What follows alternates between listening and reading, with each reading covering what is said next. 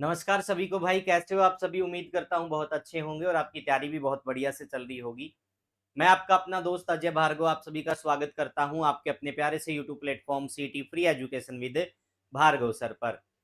एक बार सभी साथी हमारे साथ लाइव जुड़ेंगे भाई। आपका लाइव सेशन शुरू हो चुका है और आज हम हरियाणा के इतिहास में हम तीसरी क्लास पर आ पहुंचे हैं।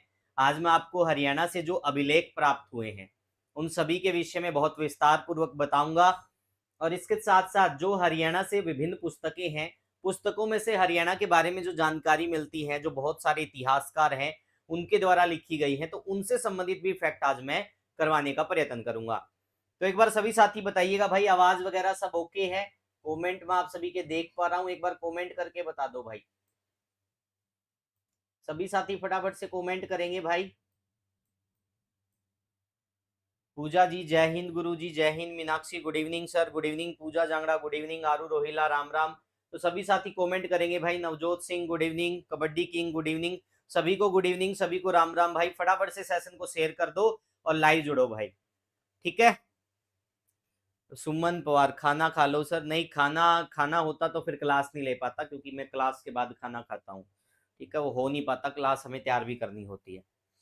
तो बताइएगा भाई, सारी चीजें ओके हैं? लखविंदर कौर ओके जी, HR20 Hisar city good evening sir, Radhe Radhe Radhe Radhe भाई। चलो अभी सेशन की शुरुआत करेंगे भाई, ज्यादा समय जाया नहीं करेंगे। आज हमारा जो टॉपिक रहेगा बेटा वो रहेगा अभिलेख का।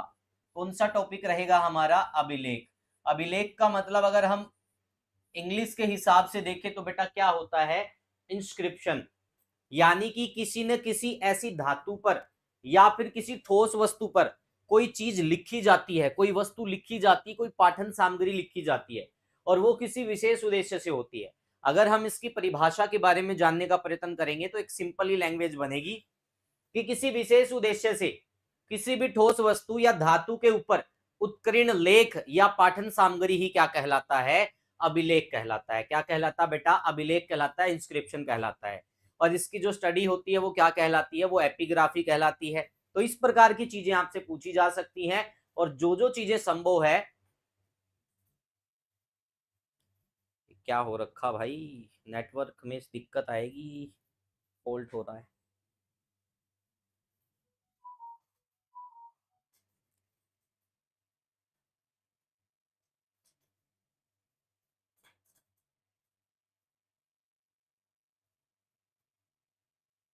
भाई एक सेकंड रुकिएगा।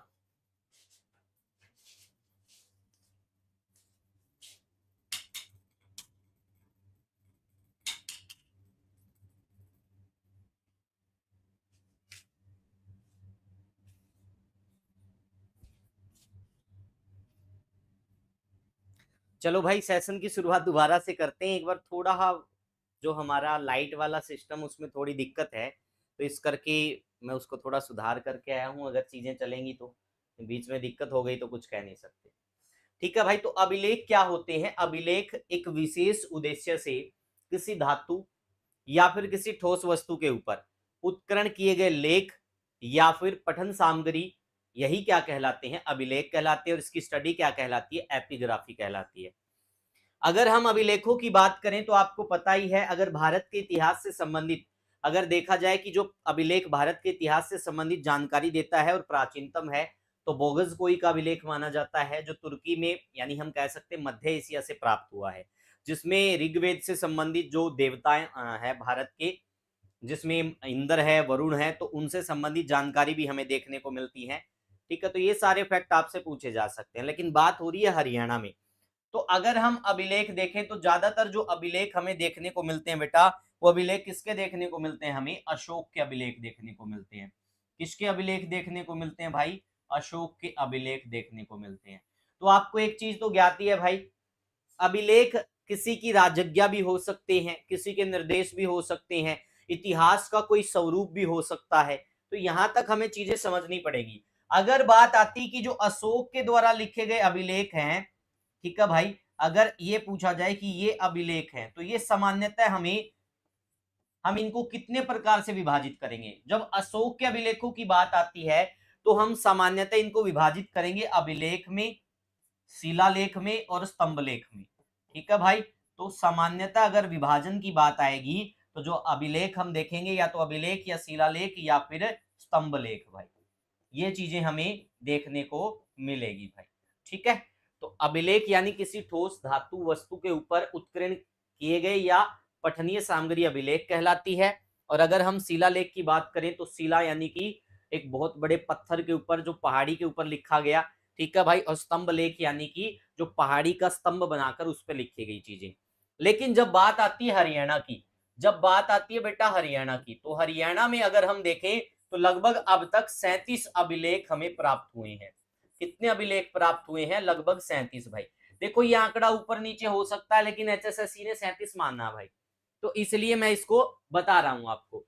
अगर हम सामान्यतः हरियाणा में अगर हम बात देखें तो अभिलेखों को हम 5 प्रकार से डिवाइड करेंगे भाई। अगर हम हरियाणा के हिसाब से देखें तो अभिलेखों को हम 5 प्रकार से डिवाइड करेंगे। एक तो क्या हो गया? धार्मिक लेख। एक क्या हो गया भाई? एक आपका हो गया प्रस्ती लेख। एक क्या हो गया आपका? स्मारक लेख। एक क्या हो गया आपका? आज्ञा पत्र। और एक क्या हो गया आपका? दान पत्र।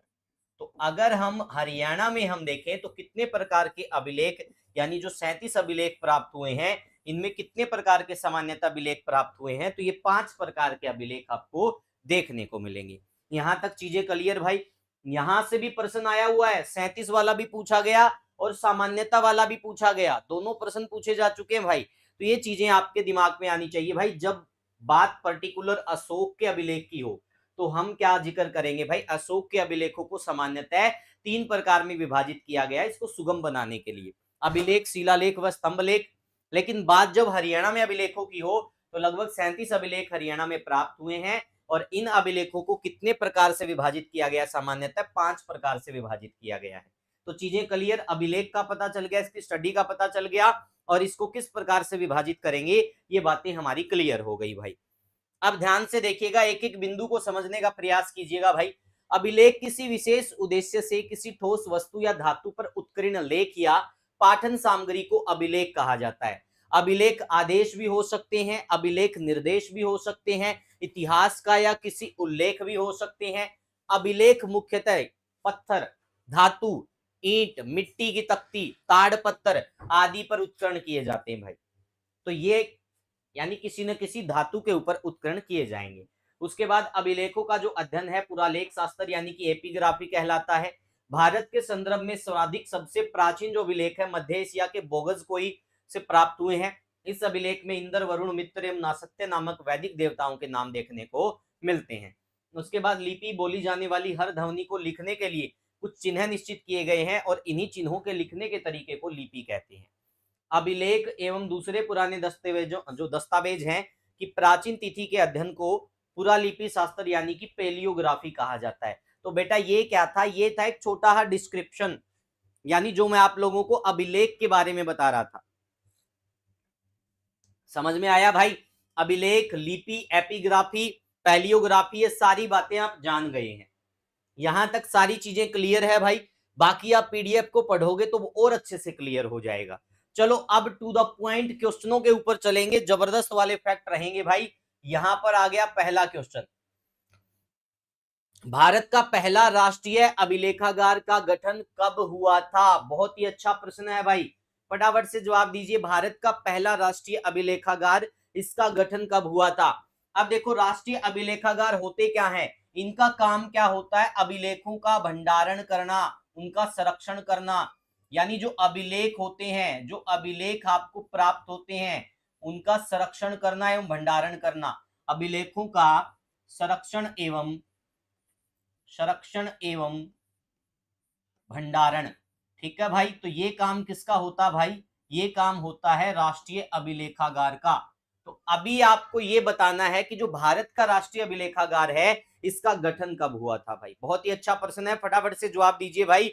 लखजीत राजराणा 1861 भाई, नवीन शोरान 1882। बहुत बढ़िया प्रश्न है भाई, फटाफट से जवाब दीजिए क्या इसका उत्तर रहने वाला भाई। अभी तक जो जवाब आए हैं भाई मोस्टली में से ज्यादातर के क्या हैं? गलत हैं। तो इसका राइट आंसर क्या होगा? पहले तो देखो भाई, राष्ट्रीय अभिलेखागार, ठीक है भाई, नेशनल आर्चिव ऑफ इंस्क्रिप्शन, यानी कि हम कह सकते हैं NAI, इसको हम अगर इंग्लिश के हिसाब से देखें तो ये क्या है, NAI, नेशनल आर्चिव्स ऑफ इंस्क्रिप्शन, यानी कि राष्ट्रीय अभिलेखागार जिसको हम बोलेंगे भाई। उसके बाद देखिएगा भाई यहां पर क्या लिखा हुआ है, यहां पे लिखा हुआ है कि इसका गठन कब हुआ था भाई। तो एक बात ध्यान में रखिएगा, सबसे पहले क्या होता भाई, आपको पता ही है कोई भी चीज हो, अगर हमें प्राचीन कोई चीज प्राप्त हुई है तो उसके संरक्षण का प्रयास सबसे पहले किया जाता है, उससे हमें अपने प्राचीन इतिहास के बारे में बहुत सारी जानकारी मिलती है। तो ऐसा ही होता, और शुरुआत में 1860 में सैंडमैन की एक रिपोर्ट आती है और उसमें इसके बनाने को लेकर या इसके अस्तित्व की बात कही जाती है।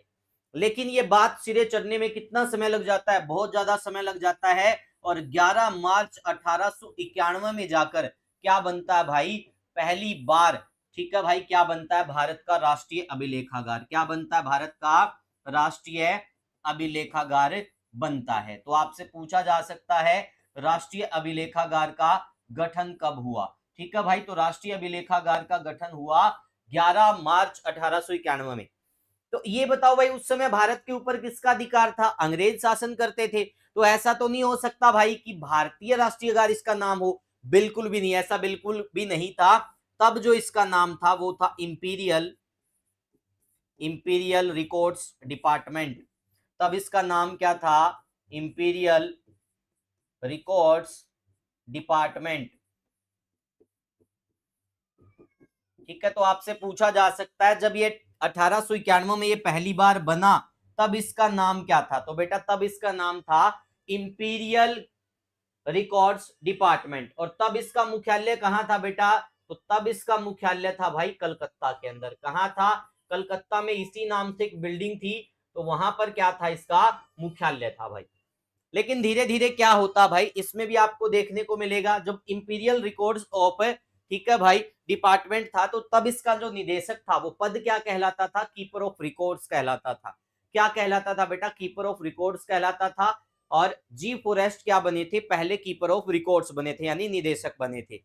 फिर धीरे धीरे क्या होता भाई, आपको पता है 1911 में भारत की जो राजधानी है वो नई दिल्ली बना दी गई। तो नई दिल्ली बनाने के बाद होता क्या है, अब इसका मुख्यालय वर्तमान में कहां पर है, तो मुख्यालय अगर वर्तमान में पूछ लिया जाए, एट प्रेजेंट पूछ लिया जाए, तो कहां पर है भाई, तो वर्तमान में इसका जो मुख्यालय है बेटा वो है नई दिल्ली में, कहां पर है, नई दिल्ली में। और आजादी के बाद इसका नाम बदल कर क्या कर दिया गया, आजादी के बाद इसी का नाम बदल कर क्या कर दिया गया, ये कर दिया गया चेंज, ठीक है भाई। चेंज कब किया गया, आजादी के बाद, ठीक है भाई, आजादी के बाद। और आजादी के बाद चेंज करके क्या कर दिया गया, भारत का राष्ट्रीय अभिलेखागार, क्या कर दिया गया, भारत का राष्ट्रीय अभिलेखागार। समझ में आ गया भाई। तो अभिलेखागार का काम क्या होता है, अभिलेखों का संरक्षण करना, इसका भंडारण करना। सबसे पहले 1860 में सैडमैन की रिपोर्ट आती है और इसको बनाने के लिए पेशकश की जाती है। फिर उसके बाद होता क्या है, 11 मार्च 1891 को पहली बार ये राष्ट्रीय अभिलेखागार बनाया गया।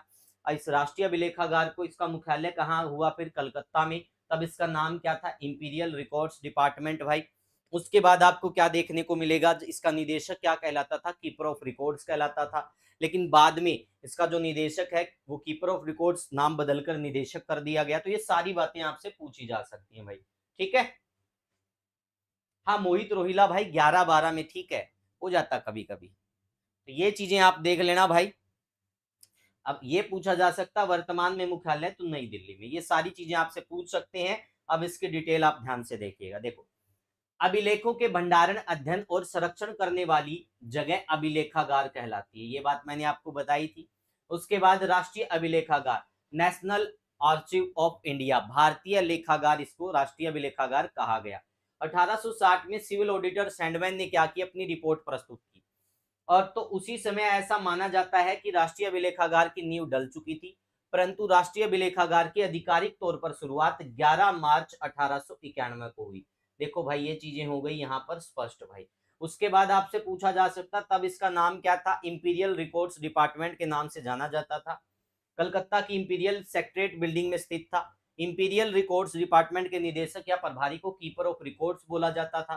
पहले keeper of records ji W forest थे, जब 1911 में राष्ट्रीय राजधानी कलकत्ता से नई दिल्ली स्थानांतरित हुई तो इंपीरियल रिकॉर्ड्स डिपार्टमेंट भी नई दिल्ली में स्थानांतरित हो गया था।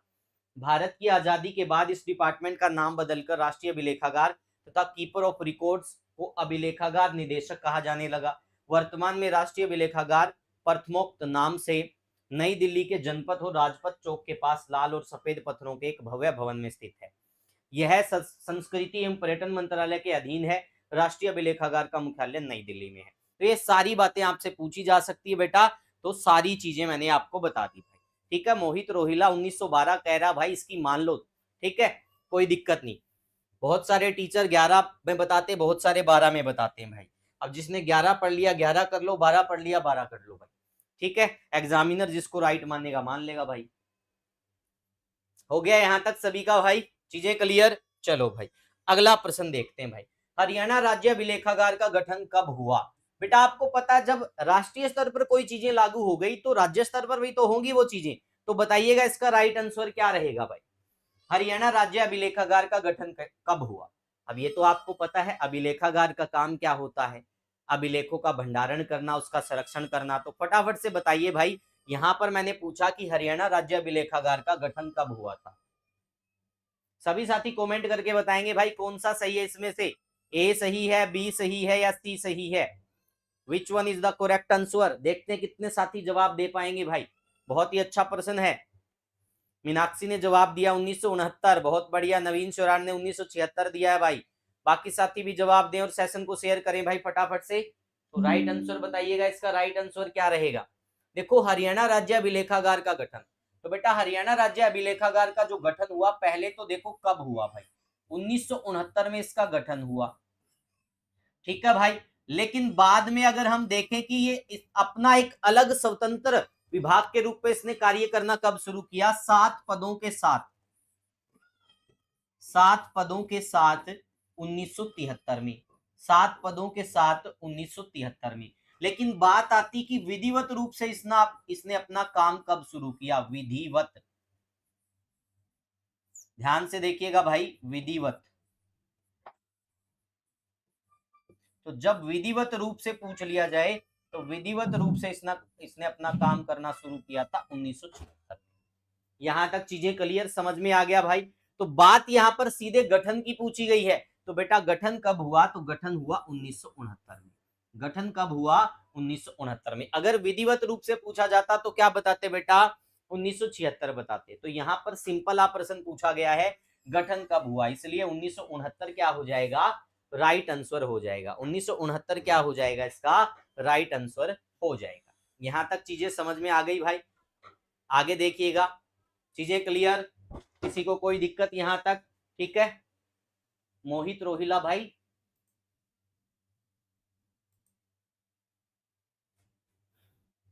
जो तुमने पढ़ा है ना वो अपने तक सीमित रखो मेरे भाई। जो मैं करा रहा हूं एक बार वो कर लो, अगर मेरे से गलत हो गया होगा तो मैं आगे ठीक करवा लूंगा, लेकिन तुमसे गलत हो गया हो तो पहले अपने आप को सुधार के आओ। तो हरियाणा राज्य अभिलेखागार का गठन कब हुआ था, तो 1969 में हुआ था। 7 पदों के साथ 1973 में काम शुरू हुआ और फिर विधिवत रूप से 1976 में इसको शुरू किया गया। अब बात आती है कि जब कोई अभिलेखागार बन जाता है तो उसका मुख्यालय जरूर होगा। तो इसका मुख्यालय अगर हरियाणा में पूछ लिया जाए कहां पर है, तो बेटा मुख्यालय है इसका पंचकूला में। कहां पर है बेटा इसका मुख्यालय, तो पंचकूला के अंदर इसका मुख्यालय है। उसके बाद आपसे क्या पूछा जा सकता है, उसके बाद आपसे पूछा जा सकता है कि राज्य अभिलेखागार बन गया तो एक जगह पर इतने सारे अभिलेखों का संरक्षण करना मुश्किल हो जाता है। तो फिर क्या करते हैं, ठीक है भाई, उसको सरल व सुगम करने के लिए क्या करेंगे, उसको भाई उसको अक्षेत्रीय कार्यालय और बना देंगे ताकि सारा बर्डन एक जगह ना आए। तो अक्षेत्रीय कार्यालय की जब बात आती है तो पहली बार इसके अक्षेत्रीय कार्यालय बनाए गए 1986 में भाई। अक्षेत्रीय कार्यालय, अक्षेत्रीय कार्यालय, तो अक्षेत्रीय कार्यालय 1986 में बनाए गए दो। कौन कौन से भाई, एक बनाया गया हिसार और एक बनाया गया अंबाला। ये भी तुम गलत ही पढ़ के आए होगे, जहां से पढ़ा होगा देख लेना एक बार ध्यान से। ठीक है, क्योंकि तुमने सारे 1986 में पढ़े मिलेंगे, मैं आपको अलग बताने वाला हूँ। उसके बाद भाई क्या होता है, सरकार ने देखा कि भाई अब भी इस पे बर्डन रह गया, विभाग ने देखा, तो फिर 2 और अक्षेत्रीय कार्यालय बनाए गए। और ये क्षेत्रीय कार्यालय कब बनाए गए बेटा, ये क्षेत्रीय कार्यालय बनाए गए 1997 के अंदर। कब बनाए गए? 1997 में। और 1997 में कौन से दो बनाए गए बेटा? एक तो बनाया गया गुरुग्राम और एक बनाया गया रोहतक। एक गुरुग्राम बनाया गया और एक क्या बनाया गया? रोहतक। तो ये भी आपसे पूछा जा सकता है। फिर होता क्या है, गुरुग्राम के ऊपर इतना बजट नहीं था भाई इसके पास, और 2014 में क्या होता है, 2014 में ये अपना खर्चा वहन नहीं कर पाता, तो इसी को रोहतक शिफ्ट कर दिया गया। ठीक है भाई, तो ये आपसे पूछा जा सकता है। तो ये सारी चीजें मैंने आपको बता दी। अब यहां से कोई भी प्रश्न पूछे तो आप आसानी से इसका जवाब दे दोगे। चीजें क्लियर भाई? किसी को कोई दिक्कत तो नहीं? चलो भाई, अब इसकी पूरी डिटेल आपको पीडीएफ के माध्यम से यानी मैं यहां पर करवाऊंगा। देखो, हरियाणा राज्य अभिलेखागार, हरियाणा राज्य में संभवतः 1969 में पुरातत्व इकाई की शुरुआत हुई थी। फिर 1973 में 7 पदों की स्वीकृति के साथ अभिलेखागार स्थापित करने की दिशा में प्रथम कदम बढ़ाया गया। फिर वर्ष 1976 में विधिवत रूप से राज्य अभिलेखागार शुरू हुआ, जिसका मुख्यालय पंचकुला में स्थित है। उसके बाद में 1986 में मंडल स्तर पर अंबाला व हिसार में क्षेत्रीय अभिलेखागारों की स्थापना की गई। राज्य में रोहतक व गुरुग्राम को मंडल का दर्जा मिलने के पश्चात विभाग ने वर्ष 1997 में दोनों स्थानों पर क्षेत्रीय अभिलेखागारों की स्थापना की, और वर्ष 2014 में स्टाफ की कमी व अत्यधिक किराए के कारण क्षेत्रीय अभिलेखागार गुरुग्राम का कार्यालय स्थायी तौर पर गुरुग्राम से क्षेत्रीय अभिलेखागार रोहतक मंडल रोहतक में स्थानांतरित कर दिया गया। तो ये सारी चीजें आपसे पूछी जा सकती हैं भाई। तो जो जो चीजें आपसे पूछी जा सकती है बेटा, मैंने एक एक चीज आपको बता दी। आज अभिलेखों से रिलेटेड एक सिंगल पर्सन बाहर नहीं जाने देंगे भाई। पीवाईक्यू भी करवाऊंगा, जो आपने नहीं पढ़ा वो भी कराऊंगा, और जो आगे फ्यूचर में आ सकता वो भी कराऊंगा। ठीक है भाई, ये मत सोचना कि भाई मैं एक टॉपिक कराऊंगा और ऐसे ही 4 बातें जो सबको पता वो बता के चला जाऊंगा। वो बिल्कुल भी नहीं होगा। जो औरों को पता वो तो करेंगे ही करेंगे, जो किसी को नहीं पता वो भी करेंगे, जो पीवाईक्यू है वो भी करेंगे, और जो आज तक तुमने नहीं पढ़ा वो भी पढ़ेंगे। सारी बातें एक साथ ही कवर करेंगे। टॉपिक का मतलब यही होता है, अगर मैं पढ़ाना शुरू करूं तो टॉपिक चाहे शुरुआत से प्रश्न आए चाहे एंड से, क्वेश्चन बाहर नहीं जाना चाहिए। ये होता टॉपिक पढ़ने का एक तरीका। तो अगला प्रश्न देखिएगा भाई, हरियाणा से प्राप्त अभिलेखों में सबसे महत्वपूर्ण अभिलेख कौन सा है? बहुत ही गजब का प्रश्न है, फटाफट से बताइए। प्रश्न बहुत बार आता भाई, जितने भी साथी जुड़े हुए हैं फटाफट से जवाब दीजिए भाई। हरियाणा से प्राप्त सबसे महत्वपूर्ण अभिलेख कौन सा है? ठीक है भाई, महत्वपूर्ण भी पूछ सकते हैं, कई बार प्राचीनतम भी पूछ लिया जाता है। इस प्रकार के फैक्ट बार बार पूछे जाते हैं। तो बताइएगा भाई, सबसे महत्वपूर्ण अभिलेख कौन सा है? तो हरियाणा में देखो, ज्यादातर जो अभिलेख है वो अशोक के प्राप्त हुए हैं, और अशोक के जो अभिलेख है वो नैतिक शिक्षा देते हैं भाई। तो यहां से आपने बहुत बार पढ़ा होगा टोपरा के बारे में। पहले तो आपको ये पता होना चाहिए कि टोपरा है कहां पर। तो टोपरा कहां पड़ता बेटा? टोपरा पड़ता आपका यमुनानगर में। कहां पड़ता बेटा टोपरा? टोपरा जो स्थान है ये पड़ता है यमुनानगर में। ये तो है वर्तमान के हिसाब से। अगर बेटा एग्जामिनर की नॉलेज थोड़ी कच्ची है, यानी कि उसने किताबों से पढ़ा है, तो फिर क्या हो सकता है भाई, अगर हम पास्ट के हिसाब से देखें, पास्ट के हिसाब से, तो पास्ट के हिसाब से ये कहां पड़ता भाई? तो ये पड़ता है अंबाला में। कहां पड़ता है पास्ट के हिसाब से? क्योंकि एचएसएससी बहुत बार इसमें अंबाला भी उत्तर मानती है, तो यमुनानगर ऑप्शन में नहीं होता। तो वर्तमान के हिसाब से कहां पर है? वर्तमान के हिसाब से तो है बेटा यमुनानगर में, वर्तमान के हिसाब से। अगर हम पास्ट के हिसाब से देखें, एचएसएससी के पीवाईक्यू के हिसाब से देखें, तो बहुत बार अंबाला भी राइट माना गया है। समझ में आ गया? पहला क्वेश्चन तो यही बन गया। दूसरा, हरियाणा से प्राप्त सबसे महत्वपूर्ण अभिलेख है, कौन सा अभिलेख है बेटा? टोपरा का अभिलेख। अब ऐसा क्या है टोपरा अभिलेख में? पहले तो आपको पता होना चाहिए कि अशोक का अभिलेख है। किसका अभिलेख है बेटा? अशोक का अभिलेख। अब अशोक क्या करता है? ठीक है भाई, मौर्य शासक था। अशोक क्या करता है भाई? गुजरात में गिरनार की पहाड़ियों से एक स्तंभ मंगवाता है। ठीक है भाई, और वो स्तंभ मंगवाकर यहां पर क्या करवाता है? अभिलेख खुदवाता है। तो वो स्थान कौन सा था भाई? आपसे पूछा जा सकता है। कहां से इसको लेकर आया गया था? गिरनार की पहाड़ियों से, गिरनार की पहाड़ियों से। ठीक है भाई, और फिर इसको कहां स्थापित किया गया? तो इसको स्थापित किया गया टोपरा में। और इस पर क्या लिखा हुआ है? इस पर अशोक की क्या लिखी हुई है? 7 राजज्ञाएं लिखी हुई है। अशोक की कितनी राजज्ञाएं हैं? अशोक की, राजा अशोक की 7 राजज्ञाएं। ठीक है भाई। इसके अतिरिक्त इस पर 3 अभिलेख संस्कृत में भी देखने को मिलेंगे। ठीक है भाई, बिसल देव चतुर्थ के आपको देखने को मिलेंगे, वो बातें मैं आपको आगे बताऊंगा। एक बार यहां तक समझ लो कि अशोक क्या करता है, गिरनार की पहाड़ियों से एक स्तंभ मंगवाता है, एक पत्थर मंगवाता है, और उस पे क्या खुदवाता भाई, अपना अभिलेख खुदवाता है। और ये अभिलेख क्या देता भाई, ये नैतिक शिक्षा प्रदान करता है। क्या करता है ये, नैतिक शिक्षा देता भाई। क्या देता है, नैतिक शिक्षा आपको देगा भाई। और इस पर अशोक की क्या लिखी हुई है, 7 राजज्ञाएं लिखी हुई है। यही अभिलेख सबसे महत्वपूर्ण अभिलेख माना जाता है हरियाणा का। फिर होता क्या है भाई, धीरे धीरे समय बीतता है, तो समय बीतने के बाद मध्यकालीन हरियाणा के अंदर फिरोज शाह तुगलक एक बार यहां पर आता है और यहां देखता कि टोपरा में एक ऐसा अभिलेख है, तो फिरोज शाह तुगलक इसको कहां ले जाता है, फिरोज शाह तुगलक इसको ले जाता है नई दिल्ली। आपसे पूछा जा सकता है फिरोज शाह तुगलक, ठीक है भाई, भ्रमण के लिए यहाँ आता है और इसको यहाँ से ले जाता है, और यहाँ से ले जाके कहाँ स्थापित कर देता है, दिल्ली के अंदर भाई। कहाँ स्थापित कर देता है, दिल्ली में। और फिर दिल्ली में अभिलेख किस नाम से कहलाया, तो दिल्ली में ये फिरोज शाह की लाट के नाम से जाना गया, सुनहरी लाट के नाम से जाना गया, दिल्ली शिवालिक लाट के नाम से जाना गया। लेकिन बाद में क्या होता है, कनिंगम ने सबसे पहले देखा, तो उन्होंने एक प्रयास किया, उन्होंने बताया कि अभिलेख जो है, ये अभिलेख भाई किसका है, ये तो टोपरा वाला अभिलेख है। और बाद में जेम्स प्रिंसेप ने क्या किया था, इस अभिलेख को सबसे पहले पढ़ा था। तो ये चीजें आपसे पूछी जा सकती है भाई। तो जो जो बातें पूछी जा सकती है बेटा, मैंने A to Z आपको बता दी। तो ये था हमारा राइट आंसर। अब अभिलेख पर क्या उत्करण था, क्या यहाँ से चीजें मिलती हैं, संस्कृत के जो 3 यहाँ पर अभिलेख देखने को मिलते हैं वो क्या बताते हैं, तो सारी बातें A to Z डिस्कस करेंगे भाई। यहां तक चीजें आपके समझ में आ गई होगी भाई।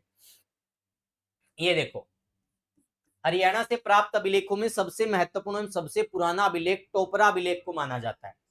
टोपरा यमुनानगर में सम्राट अशोक ने गुजरात की गिरनार की पहाड़ियों से एक स्तंभ बनवाया था। इस स्तंभ पर प्राचीन लिपि ब्राही और प्राकृत भाषा में लिखी गई उनकी 7 राजज्ञाएं खुदी हुई हैं। फिरोज शाह तुगलक इसे यहां से निकलवाकर दिल्ली ले गया। इसका वर्णन शामे सिराज ने तारीखी फिरोजशाही में किया है। 18वीं शताब्दी में सबसे पहले अलेक्जेंडर कनिंगम ने साबित किया कि यह स्तंभ टोपरा से लाया गया।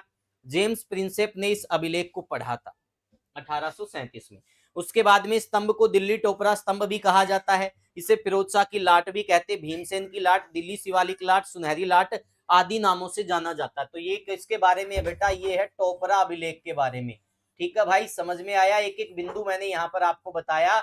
और अभिलेख को इंग्लिश में क्या बोलते हैं, इंस्क्रिप्शन बोलते हैं भाई। चीजें क्लियर, किसी को कोई दिक्कत तो नहीं। चलो भाई, लाट की मस्जिद इससे रिलेटेड नहीं है, वो अलग है। तो यहां तक सारी बातें आपके समझ में आ गई होगी। अब हम देखेंगे अभिलेख के बारे में। ये बेटा मेरी किताब में भी है, मेरे नोट्स में भी है, हरियाणा वाणी नाम से मेरी किताब आती है, जिसमें सारा कंटेंट मैं डाल चुका हूं, हरियाणा वाणी। ठीक है भाई, जिस भी साथी ने हरियाणा वाणी पुस्तक नहीं ली है वो ले लेना भाई। ठीक है, सारा कंटेंट मेरी पुस्तक में, देखो ये मेरे नोट्स ही हैं, उसी को मैंने किताब का फॉर्मेट दिया है।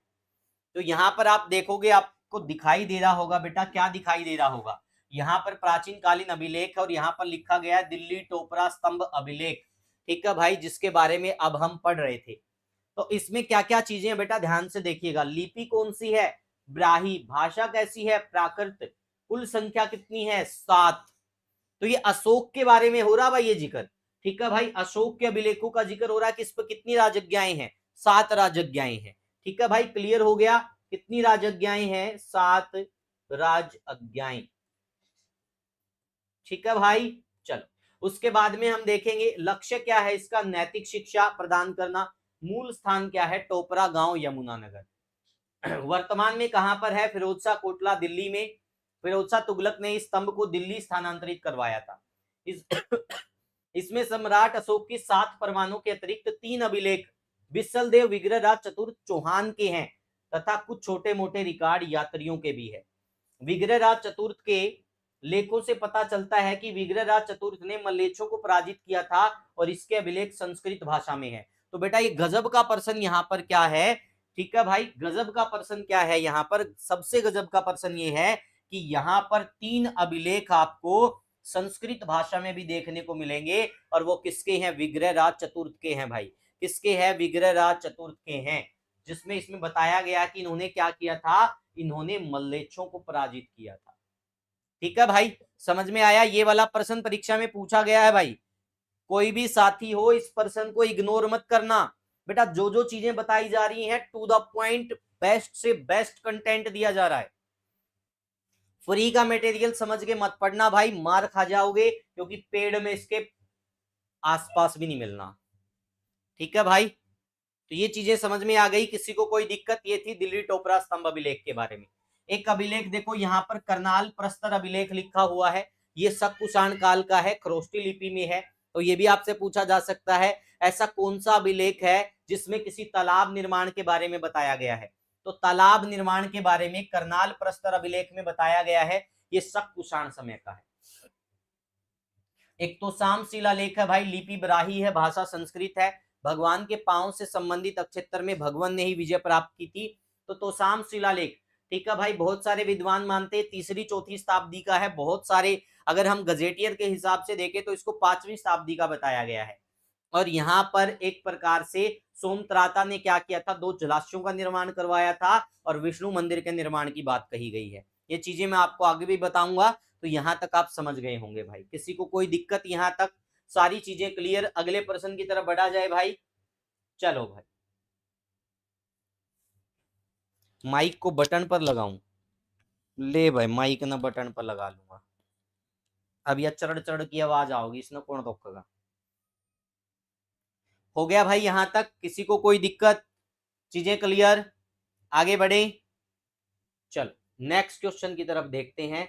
और अगला प्रश्न ये रहा, हरियाणा में 12 खाड़ी का, हरियाणा में 12 खाड़ी का की लिखाई का सबसे पुराना अभिलेख, 12 खाड़ी, हरियाणा में 12 खाड़ी की लिखाई का सबसे पुराना अभिलेख कौन सा है, कहां से प्राप्त हुआ है? बहुत ही अच्छा प्रश्न है भाई। जितने भी साथी हैं फटाफट से कमेंट करके बताओ भाई, बहुत इंपॉर्टेंट प्रश्न है, बहुत बार परीक्षा में पूछा भी जाता है। हरियाणा में 12 खाड़ी की लिखाई का अभिलेख कहां से प्राप्त हुआ है? तो बेटा कहां से प्राप्त हुआ है, जितने भी मेरे स्टूडेंट हैं कमेंट करके बताएंगे। तो एक नोट कर लेना भाई, सुग स्त्रुघन श्रुहन। ठीक है भाई, ये सारे नाम किसके थे भाई? ये सारे के सारे जो नाम थे, ये नाम थे शुद्ध के भाई। और शुद्ध कहां पड़ता है? शुद्ध पड़ता है यमुनानगर में। ठीक है भाई, तो यहां से 12 खाड़ी की लिखाई का प्राचीनतम अभिलेख प्राप्त हुआ है, और ये मानना है कि लगभग दूसरी शताब्दी का यह अभिलेख है। तो ये आपसे पूछा जा सकता है कौन सी शताब्दी का है, तो लगभग दूसरी शताब्दी का। ठीक है भाई, दूसरी शताब्दी का। यहां तक चीजें समझ में आ गई सभी को भाई? किसी को कोई दिक्कत? आगे बढ़े। इसके अतिरिक्त भाई जो ये शुद्ध है, ये सुंग कुषाण कालीन, ठीक है, मानव टेराकोटा मूर्तियों के लिए भी प्रसिद्ध है। तो ये भी आपसे पूछा जा सकता है किसके लिए प्रसिद्ध है? मानव टेराकोटा मूर्तियों के लिए। मानव टेराकोटा मूर्ति, ठीक है भाई, इनके लिए भी फेमस है। आपको पता ही होगा, जब मैंने शुद्ध के बारे में पढ़ाया था तो सारी बातें मैंने आपको स्पष्ट तौर पर बताई थी भाई। तो राइट आंसर क्या हो गया अपन लोगों का? अपन लोगों का राइट आंसर हो जाएगा बेटा ए। क्या हो जाएगा? ए हो जाएगा। अब इसकी डिटेल ध्यान से देखो। देखो भाई, हरियाणा में 12 खाड़ी की लिखाई का सबसे पुराना, लगभग दूसरी शताब्दी ईसा पूर्व का भाई, यहाँ पर आप देखिएगा दूसरी शताब्दी ईसा पूर्व का अभिलेख है ये। ठीक है भाई, दूसरी शताब्दी ईसा पूर्व का अभिलेख है। ये शुद्ध यमुनानगर से मिला है।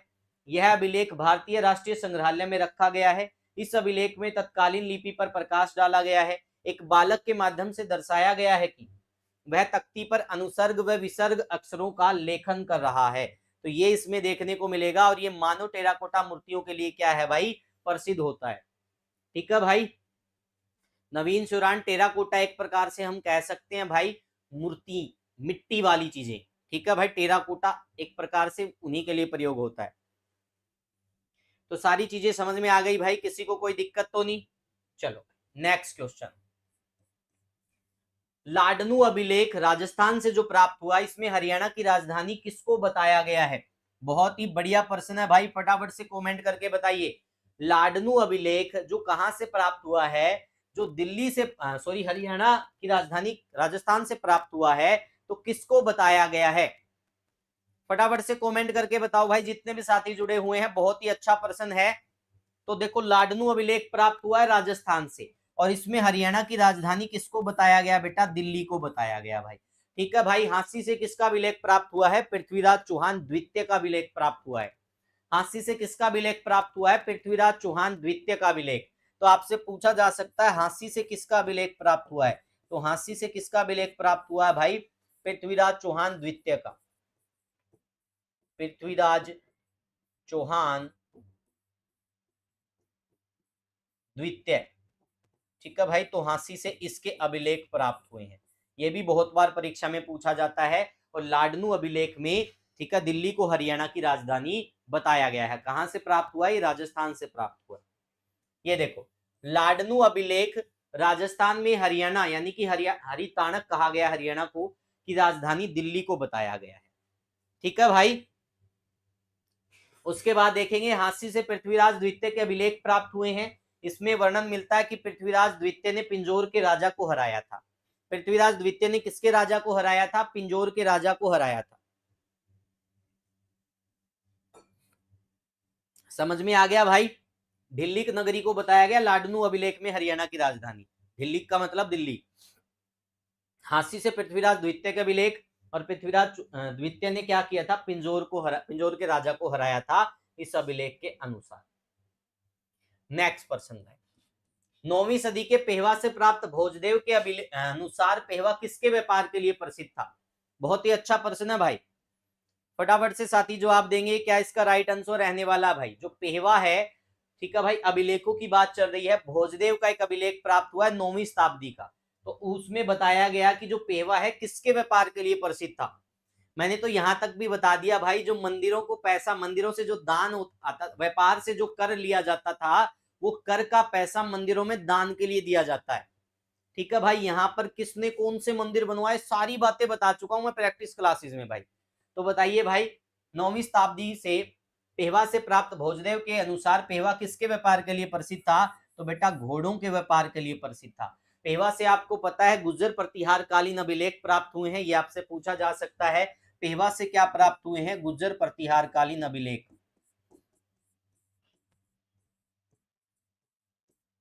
गुर्जर प्रतिहार कालीन अभिलेख,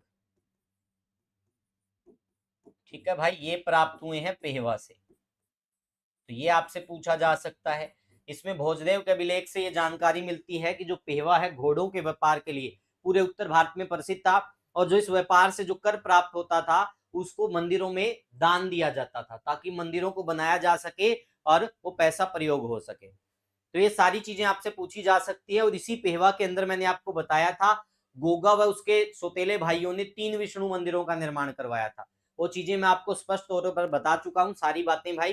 तो अभी इतना ही पढ़ेंगे इसमें, क्योंकि अभी लेख पढ़ रहे हैं, बाकी चीजें मैं पढ़ा चुका हूँ। समझ में आ गया भाई? अब देखो, पेहवा अभिलेख। पेहवा कुरुक्षेत्र से प्राप्त महेंद्रपाल का एक अभिलेख है। 905 ईस्वी के शिलालेख में मंदिर निर्माण का वर्णन है। इसमें महेंद्रपाल को हरियाणा का शासक दर्शाया गया, और उस समय हरियाणा में तोमर वंश के शासक शासन करते थे, यानी इनके सामंत थे, एक दूसरे के ये सामंत थे। फतेहाबाद संत मीरसा की मजार से हुमायूं का अभिलेख प्राप्त हुआ, और फतेहाबाद में जो संत मीरसा की मजार है, इसको क्या कहा जाता है? इसको भाई हुमायूं मस्जिद भी बोल देते हैं। बहुत सारे विद्वान इसको क्या बोल देते हैं? हुमायूं मस्जिद भी बोल देते हैं भाई इसी को। ठीक है, तो ये आपसे पूछा जा सकता है फतेहाबाद में। बोहर शिलालेख रोहतक से भाई, ठीक है, बोहर शिलालेख रोहतक से हरियाणा का नाम क्या लिखा गया? इसमें हरियंक लिखा गया भाई। हरियनक या हरियंक मिलता है। 1337 विक्रमी संवत बलवन के समय का यह अभिलेख है भाई। ठीक है, उसके बाद पालम बावली शिलालेख से पता चलता कि भगवान के नाम हरि से हरियाणा शब्द की उत्पत्ति हुई थी। ये मैं पिछली कक्षा में बिल्कुल डिटेल से बता चुका था कि कहां से प्राप्त हुआ है, क्या इसमें कितनी पंक्तियां हैं। ठीक है भाई, हर एक बिंदु पे मैं चर्चा कर चुका था भाई। उसके बाद पेहवा से प्राप्त देखो 9वीं सदी का अभिलेख भोजदेव का है, हरियाणा के बारे में बताता कि इससे पता चलता पेहवा घोड़ों के व्यापार के लिए प्रसिद्ध था। तो ये सारी चीजें आपसे पूछी जा सकती भाई।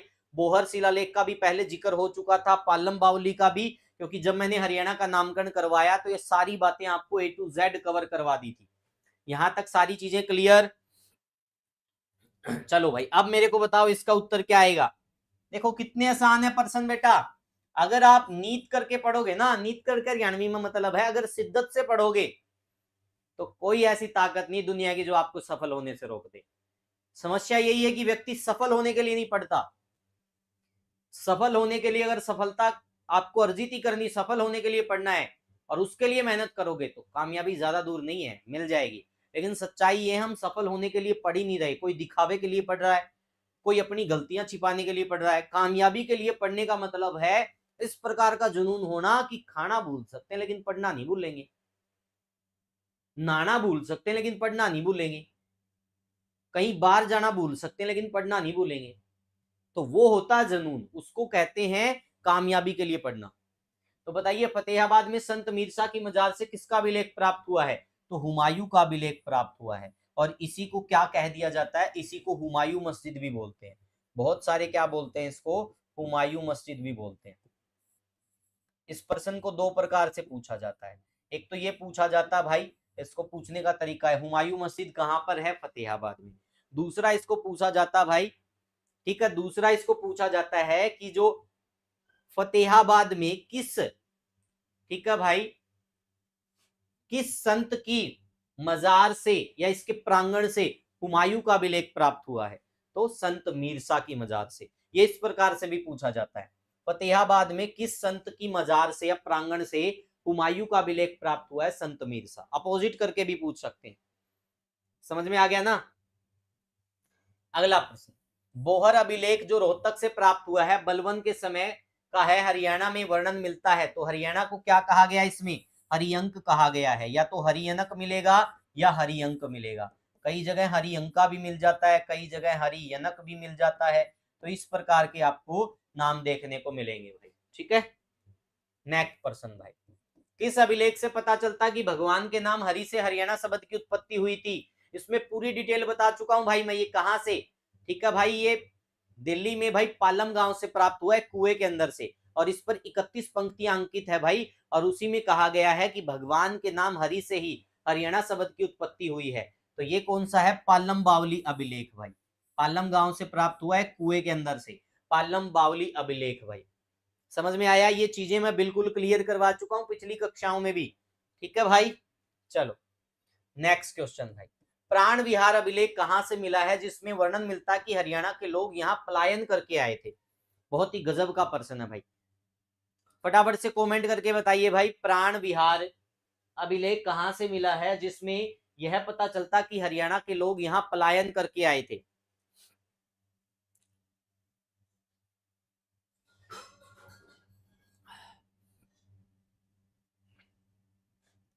बहुत बढ़िया प्रश्न है भाई, फटाफट से जवाब दीजिए जितने भी साथी जुड़े हुए हैं, फटाफट से कमेंट कीजिए भाई। ओम नमः शिवाय। जो बोहर वाला शिलालेख है, विद्वान ये बताते कि यही अभिलेख यहां से पालम गांव ले जाया गया था, और सेम वही अभिलेख है। तो इसको लेकर द्वंद्व भी है, स्पष्टता नहीं है, ठीक है। प्राण विहार अभिलेख भाई ये कंबोडिया से मिला है भाई। कहां से मिला है? ये कंबोडिया से। और कंबोडिया के नरेश ने क्या किया था? सुकर्मण को एक गांव कहते कि दान दिया था, इस प्रकार की कहावत है। तो यहां पर क्या आएगा? कंबोडिया, कंबोडिया देश, ठीक है भाई। तो राइट आंसर क्या हो गया हमारा? ए राइट आंसर हो गया। अब इसके डिटेल में आप लोगों को बता देता हूं, ध्यान से देखो। कंबोडिया से प्राप्त 11वीं शताब्दी के एक अभिलेख से पता चलता है कि कंबोडिया नरेश सूर्यवर्मन ने वहां के राजकीय अभिलेखागार के संरक्षक सुकर्मण को एक गांव दान दिया था, जिसका नामकरण उसने अपने पूर्वजों की मातृभूमि कुरुक्षेत्र के नाम पर किया था। तो ये वाला क्या हो जाएगा भाई? राइट आंसर हो जाएगा हमारा कंबोडिया। मोस्ट इंपोर्टेंट प्रश्न है भाई, भविष्य में कभी भी यहां से प्रश्न बन सकता है, तो इसको बड़े ध्यान से करना है। राइट आंसर क्या हो जाएगा हमारा? राइट आंसर हो जाएगा कंबोडिया। अगला प्रश्न, तीसरी और चौथी शताब्दी से प्राप्त दो संधि काल के अभिलेख कहां से प्राप्त हुए जिसमें विष्णु भगत आचार्य शोभा त्राता द्वारा निर्मित तालाब का वर्णन है? यहां पर देखो ये सेंस भी बनती है, या फिर यहां पर 5वीं शताब्दी भी मिल सकता है भाई, या आपको ऑप्शन में क्या मिल सकता है, 5वीं शताब्दी भी ऑप्शन में आपको देखने को मिल सकता है, क्योंकि गजेटियर में 5वीं शताब्दी दिया गया है। तो बताइएगा इसका राइट आंसर क्या रहेगा, तो शाम, खोखराकोट, सूदी या फिर औरंगाबाद।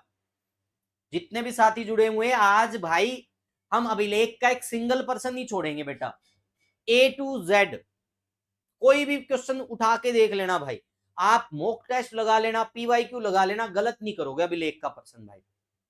तो राइट आंसर क्या होगा, क्या खोखराकोट होगा या शुद्ध होगा या औरंगाबाद होगा, तो राइट आंसर क्या हो जाएगा भाई, राइट आंसर हो जाएगा हमारा तोशाम से। तोशाम कहां पड़ता बेटा, तोशाम पड़ता आपका भिवानी में। और तोशाम को क्या कहा जाता है, तोशाम को कहा जाता है, ठीक है, एक प्रकार से ऐसा बताते हैं कि यहाँ पर मुंगीपा धाम भी है, इसके अलावा यहाँ पर क्या है भाई, यहाँ पर आपको देखने को मिलेगा खानक पहाड़ भाई, तोशाम में, ठीक है, खानक पहाड़, मुंगीपा, और यहीं पर हरियाणा का सबसे प्राचीनतम विष्णु मंदिर भी देखने को मिलेगा।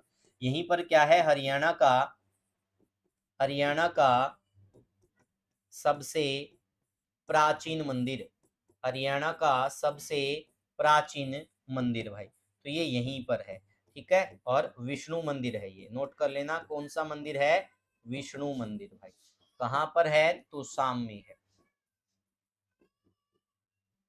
इसके अलावा आपको बता देता हूं भाई, जितने भी हमारे साथी जुड़े हुए हैं, जो नया स्टूडेंट हमारे साथ जुड़ता है भाई, यूट्यूब चैनल को सब्सक्राइब करना, और आप सभी से भी आग्रह करूंगा भाई, ठीक है, जितने भी आप स्टूडेंट हैं, आप में से कोई भी स्टूडेंट भाई अगर ऐसा चाहता कि हमारी जितने भी टीचर्स हैं इनकी क्लासेस से शॉर्ट बना के आप डालना चाहते हो, तो आप डाल सकते हो अपने किसी भी यूट्यूब प्लेटफॉर्म पर, हम कोई कॉपीराइट नहीं लगाएंगे, तो कोई भी साथी ये चीजें कर सकता भाई, ठीक है।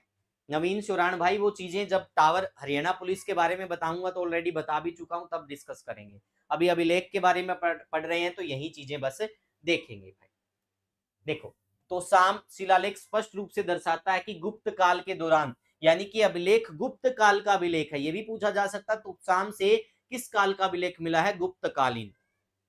हिसार क्षेत्र में भागवत धर्म या वैष्णव धर्म एक समृद्ध अवस्था में था। यह शिलालेख 5वीं शताब्दी के गुप्त लिपि में भिवानी के उत्तर में स्थित तोशाम से प्राप्त हुआ। इसमें विष्णु कृष्ण और उसकी रानी जाम्बवती, कृष्ण की 8 रानियों में से एक का उल्लेख है, तथा एक आचार्य सोमत्राता द्वारा विष्णु, जिन्हें भगवत या दिव्य पुरुष कहा गया, के उपयोग हेतु 2 जलाशयों के निर्माण का वर्णन है। सोमत्रात को इस शिलालेख में सात्वत या भागवत धर्म का प्रतिष्ठित अनुयायी बताया गया है। तो जलाशय क्या होते हैं भाई, जलाशय तो क्या होते हैं, तालाब होते हैं, तो यही बात तो मैंने पूछी थी।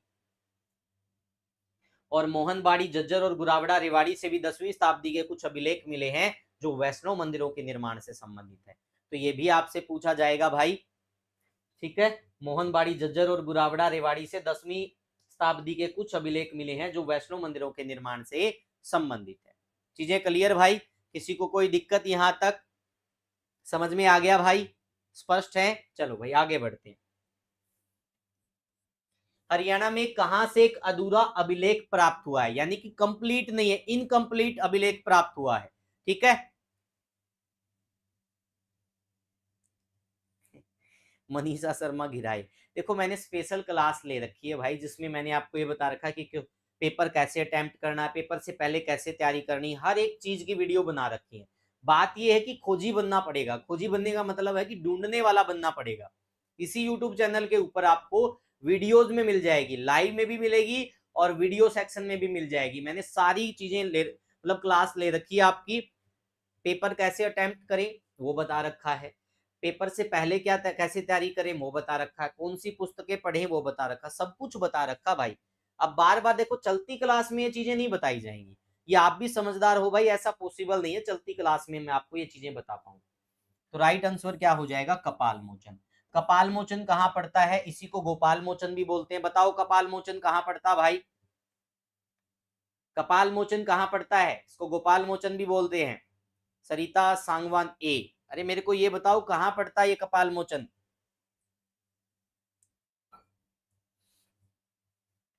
बताओ भाई क्या रहेगा, कपाल मोचन कहां पड़ता है। बहुत ही बढ़िया प्रश्न है भाई विवेक, नमस्कार भाई, बिल्कुल मीनू ने सही बताया है, कपाल मोचन यमुनानगर में पड़ता है। और कपाल मोचन या गोपाल मोचन गुरुद्वारे को गुरु गोविंद सिंह का शस्त्र घाट भी तो बोलते हैं, भूल जाते हो बहुत जल्दी। कनिंगम को हरियाणा में कहां से 3 पुराने अभिलेख प्राप्त हुए हैं? बहुत ही अच्छा प्रश्न है भाई, बताइएगा कनिंगम को हरियाणा में कहां से 3 पुराने अभिलेख प्राप्त हुए हैं? पिंजौर, करण का किला, सुध या हर्ष का टीला? जितने भी साथी जुड़े फटाफट से बताओ भाई। बहुत बढ़िया भाई, बहुत बढ़िया, फटाफट से जवाब दीजिएगा।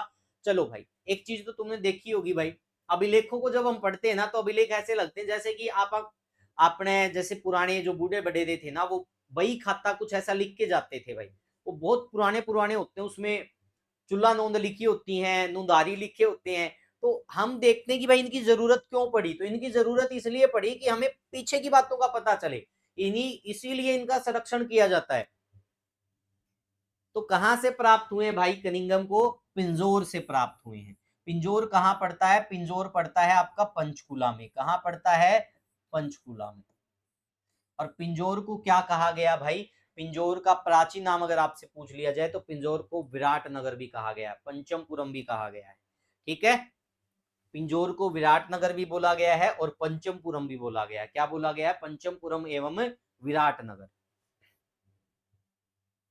अगला प्रश्न, निम्न में से कहां से प्राप्त 10वीं शताब्दी के कुछ अभिलेखों में वैष्णव मंदिरों के निर्माण की बात कही गई है? ये मैंने अभी आपको बता दिया था भाई, तो टेंशन नहीं लेने का, टेंशन देने का। बेटा उत्तर दो फटाफट से।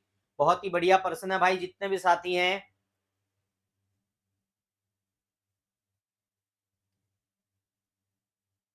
बहुत बढ़िया प्रश्न भाई, फटाफट से जवाब दीजिएगा भाई। तो देखो, मोहनबाड़ी भी बताया था, ये जज्जर में, गुरावड़ा रेवाड़ी में। तो इन दोनों से क्या प्राप्त हुए हैं? इन दोनों से ही क्या प्राप्त हुए हैं बेटा? 10वीं शताब्दी के कुछ अभिलेख प्राप्त हुए हैं जो वैष्णव मंदिरों के निर्माण की बात करते हैं। अग्रोहा से प्राप्त मुद्रांक किसकी प्रशासनिक व्यवस्था पर प्रकाश डालता है? यौधेय, गुप्त, कुषाण या इनमें से कोई नहीं? पिछली कक्षा में मैंने बताया था भाई अग्रोहा के बारे में, उसमें मैंने बताया भी था कि क्या लिखा हुआ है।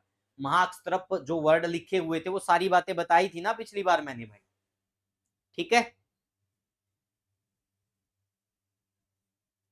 फटाफट से जवाब दीजिए भाई जितने भी साथी है। अग्रोहा से प्राप्त मुद्रांक है किसकी प्रशासनिक व्यवस्था पर प्रकाश डालता है? बहुत बढ़िया भाई, बहुत बढ़िया। ये योद्धेयों के बारे में जब मैंने बताया था तो आपको स्पष्ट किया था भाई। तो अग्रोहा कहाँ पड़ता भाई? अग्रोहा पड़ता आपका हिसार में। कहाँ पड़ता बेटा? हिसार में। अब बात आती है इसके प्राचीन नाम की भाई।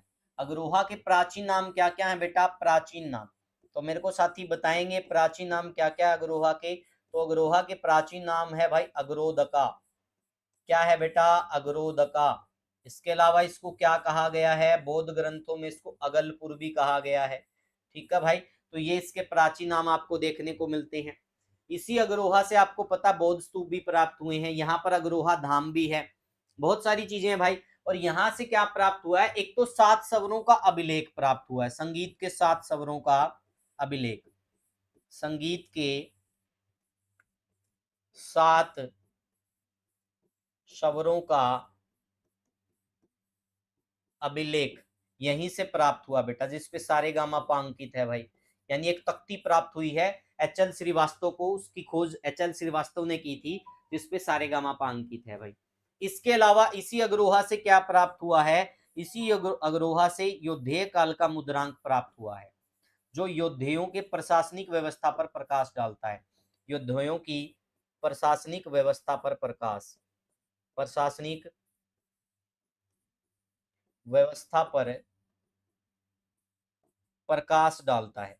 ठीक है भाई, तो ये कहां से प्राप्त हुआ भाई?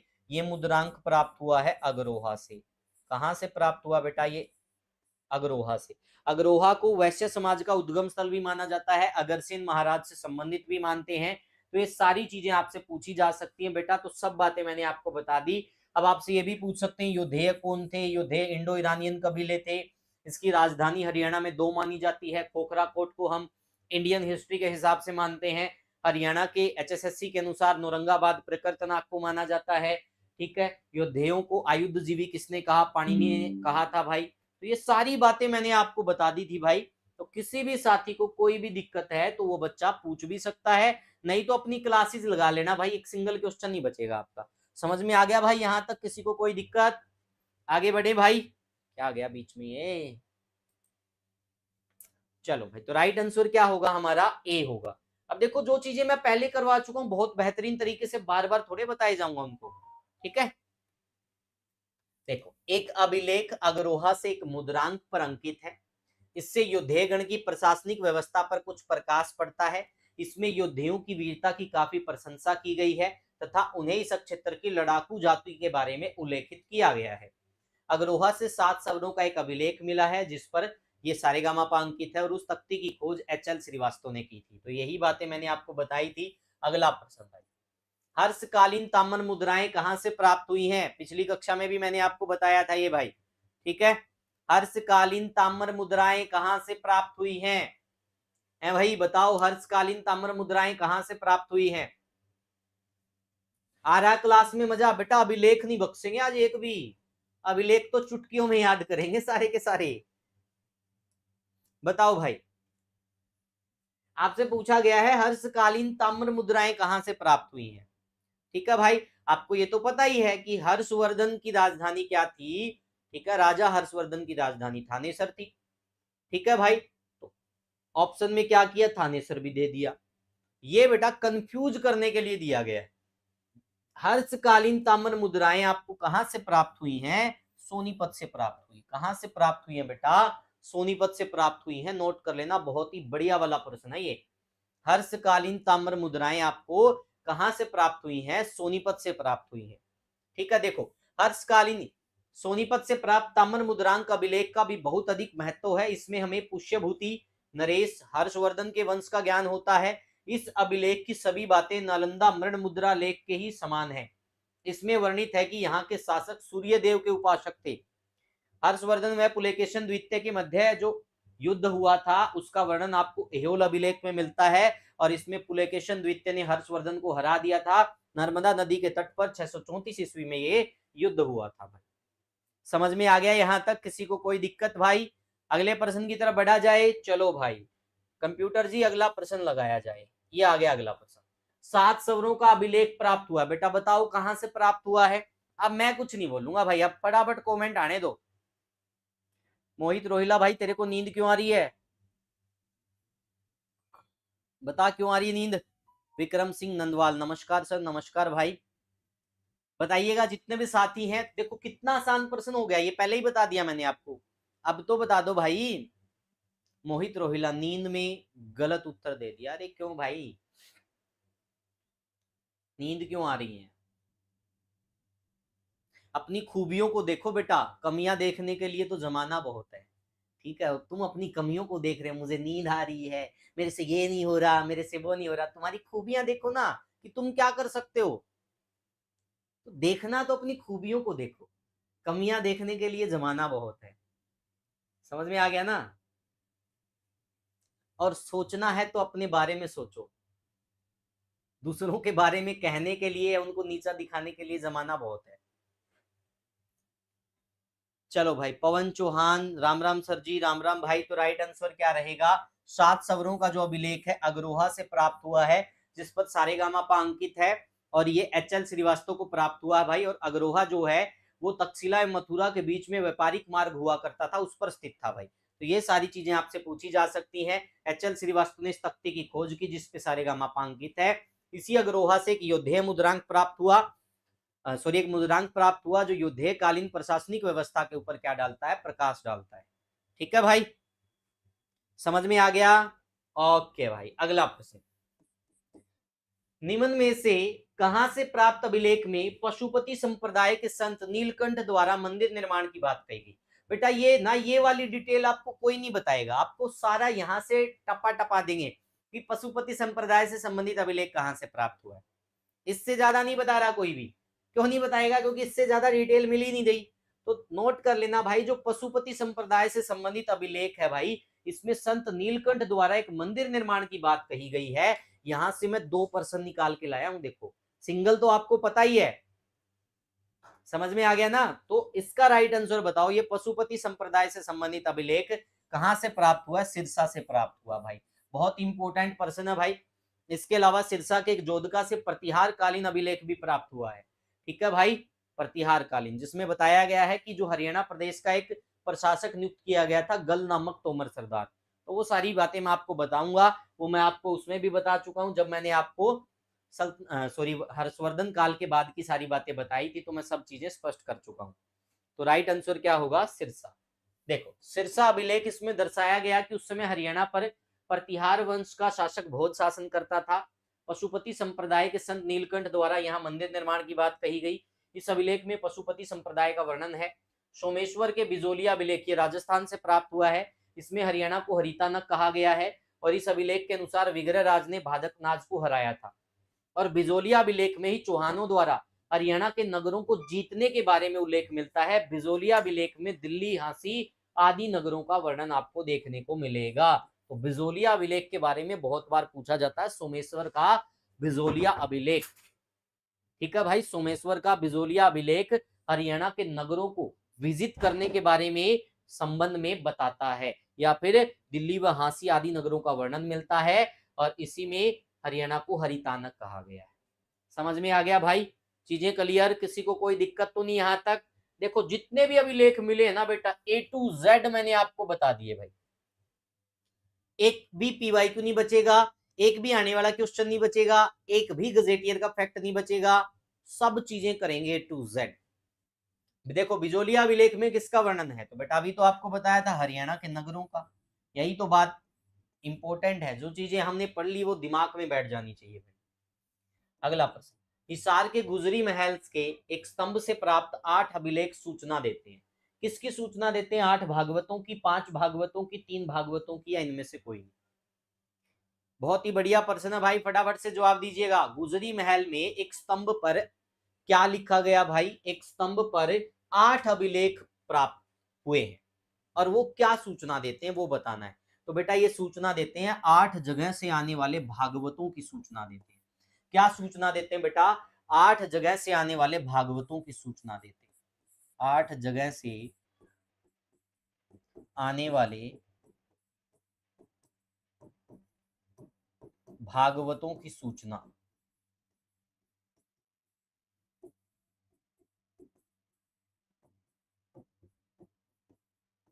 ठीक है भाई, तो ये फैक्ट भी आपसे पूछा जा सकता है।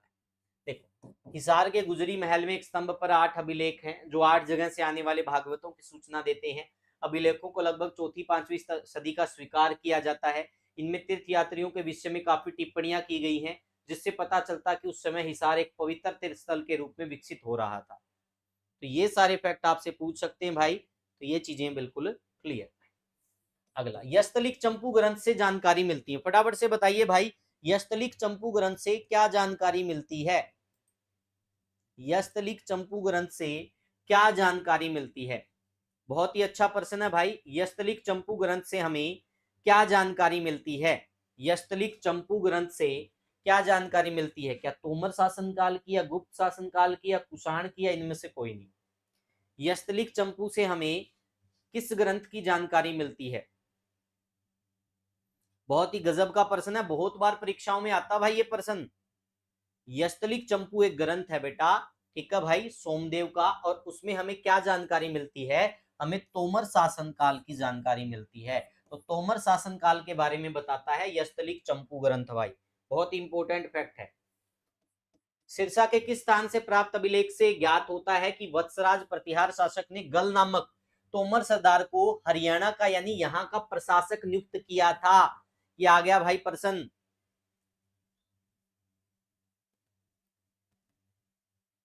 बताइए भाई कितने साथी इसका जवाब दे पाएंगे? कौन से गांव से प्राप्त हुआ है ये? बहुत ही गजब का प्रश्न है भाई, फटाफट से जवाब दीजिए। क्या इसका उत्तर रहेगा A, B, C या फिर D? कौन सा इसमें से सही है? बताइए भाई। तो सिरसा का एक गांव है जोधका, जोधका से प्राप्त अभिलेख इस बारे में जानकारी देता है। जोधका गांव। देखो बेटा यहां से मैंने कितने प्रश्न कवर किए, एक बार क्वेश्चन बनाने का तरीका देखो आप। आपको ये प्रश्न कैसे मिलेगा कि कहां से एक प्रतिहार कालीन या गुजर प्रतिहार कालीन अभिलेख प्राप्त होता है? पेवा ऑप्शन में होता है भाई। अब पेवा ऑप्शन में ना हो तो सिरसा दे देंगे या जोधका गांव दे देंगे। मैंने क्या किया, इस प्रश्न को इस प्रकार से सेट किया कि सिरसा के किस स्थान से अभिलेख प्राप्त हुआ और अभिलेख में क्या जानकारी मिलती है कि किसने किसको नियुक्त किया, वो बात भी इसमें लिख दी। तो राइट आंसर क्या होगा हमारा ए। ये होता है क्वेश्चन पूछने का तरीका बेटा। क्वेश्चन को इस प्रकार से पूछ लो कि उसी से सारे फैक्ट क्लियर हो जाएं। ये रेडीमेड क्वेश्चन नहीं है, खुद बनाए हुए प्रश्न है। ठीक है भाई, चैट जीपीटी से नहीं लिए गए हैं, अपने आप बनाए गए हैं। ठीक है भाई, राइट आंसर क्या हो गया, ए। लाओस देश से प्राप्त अभिलेख में वर्णन मिलता है, किसका वर्णन मिलता है भाई, लाओस देश से अभिलेख प्राप्त हुआ है जिसमें किसकी महिमा का वर्णन मिलता है। Ajay Kaswan, Ram Ram sir ji, I am sorry मैं लेट, अरे वाह कोई बात नहीं। बिल्कुल मोहित गुप्ता भाई, बिल्कुल। तो बताइएगा इसका राइट आंसर क्या है, लाओस देश से प्राप्त अभिलेख में कहां का वर्णन मिलता है। तो बेटा लाओस देश से एक अभिलेख प्राप्त है जिसमें कुरुक्षेत्र की महिमा का वर्णन किया गया है। कुरुक्षेत्र ऑप्शन में ना होता तो थानेसर भी दे सकते, क्योंकि उस समय कुरुक्षेत्र थानेसर को एक ही मानते थे। ठीक है भाई, अगला प्रश्न, हरियाणा से प्राप्त किस अभिलेख की विषय वस्तु रामायण से संबंधित है। हरियाणा से प्राप्त किस अभिलेख की विषय वस्तु रामायण से संबंधित है। बहुत ही अच्छा प्रश्न है भाई, फटाफट से जवाब दीजिए जितने भी साथी जुड़े हुए हैं। किस अभिलेख की विषय वस्तु रामायण से संबंधित है। बहुत बढ़िया भाई, बहुत बढ़िया। तो किस वस्तु की मतलब किस अभिलेख की विषय वस्तु रामायण से संबंधित है। तो नचार खेड़ा से एक अभिलेख प्राप्त हुआ है। नचार खेड़ा जींद में पड़ता, शायद जींद में पड़ता है ना भाई, थोड़ा देख भी लेना, तुम भी कुछ कर लिया करो, सभी टीचर ही परोसेगा क्या तुमको, देख लिया करो। नचार खेड़ा का एक अभिलेख है भाई, थोड़ा देख लेना। और इसमें बहुत बढ़िया बात बताई गई है, ध्यान से देखना जो बात बताई गई है, अब देख लेना कौन सी है भाई। ठीक है, जब बताते हैं कि जिस प्रकार से नचार खेड़ा अभिलेख में बताया गया है कि जो रावण था जब सीता का हरण कर रहा था तो उस समय बीच में कौन आया था, जटायु आया था ना, तो तब का कुछ विवरण दिया गया है इसमें। ठीक है भाई, किस अभिलेख में रोहतक के ब्राह्मण काकुका के बारे में बताया गया है। किस अभिलेख में रोहतक के ब्राह्मण काकुका के बारे में बताया गया है। ठीक है भाई, तो नचार खेड़ा कहां पर पड़ता है, जींद में पड़ता है भाई। बाकी इसको भाई वेरीफाई कर लेना भाई, मैं अभी क्वेश्चन मार्क लगा रहा हूं, तुम्हारा भी काम है कुछ डाटा आप भी वेरीफाई कर लिया करो साथ के साथ। ठीक है, बताओ किस अभिलेख में रोहतक के ब्राह्मण काकुका के बारे में बताया गया है। किस अभिलेख में रोहतक के ब्राह्मण काकुका के बारे में बताया गया है। तो किस अभिलेख के बारे में बताया गया भाई, कमान अभिलेख में काकुका के बारे में बताया गया है। तो ये सारे के सारे फैक्ट देखो बेटा किसके थे, ये सारे फैक्ट थे अभिलेखों से संबंधित भाई। ठीक है, ध्यान से देखो भाई, महेंद्रपाल प्रथम के पेहवा शिलालेख से पता चलता है कि तोमरों में जाउल नाम का पहला क्या हुआ करता था, राजा हुआ करता था। तीसरी और चौथी सदी के या फिर 5वीं शताब्दी के दो अभिलेख तोसाम से मिले हैं। सिरसा जिले के जोधका नामक स्थान से प्राप्त अभिलेख से पता चलता कि हरियाणा में प्रतिहारों का शासन था। प्रतिहार शासक वत्सराज ने गल नामक तोमर सरदार को यहाँ का प्रशासक नियुक्त किया। हरियाणवी सांग का सबसे पहला वर्णन 14वीं शताब्दी के सांग राजा सतन सेन लाडवा कुरुक्षेत्र ग्रंथ में मिलता है। लाओस देश से प्राप्त शिलालेख से पता चलता है कि 5वीं सदी ईस्वी तक कुरुक्षेत्र को भारत के तीर्थों में सर्वश्रेष्ठ तीर्थ का स्थान प्राप्त था। इसी कारण राजा देवानिक ने अपने देश में कुरुक्षेत्र नामक महातीर्थ की स्थापना करवाई।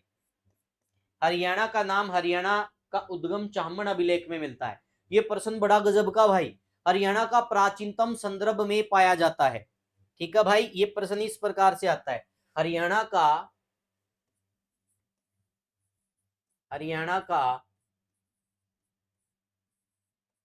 प्राचीनतम संदर्भ में पाया जाता है। दो प्रकार से प्रश्न पूछा जाता भाई, एक तो ये होता है हरियाणा का नाम प्राचीनतम के संदर्भ में पाया जाता है। ठीक है, तो उसका भी उत्तर क्या आ जाएगा, चाहमन अभिलेख। चाहमन अभिलेख अर्णोराज का अभिलेख है और ये अजमेर म्यूजियम में रखा हुआ है। ठीक है भाई, उसके बाद हरियाणा का नाम हरियाणा का उद्गम चाहमन अभिलेख में मिलता है। एक इस प्रकार से प्रश्न पूछा जाता है, तो इसकी जानकारी, ये किसका अभिलेख है, अर्णो राजा का अभिलेख है और ये अजमेर म्यूजियम के अंदर रखा हुआ है। ठीक है भाई, तो इसका उत्तर क्या आ जाएगा बेटा, चाहमन। और चाहमन किसका अभिलेख है बेटा, अर्णो राजा का। अर्णोराज का। ठीक है भाई।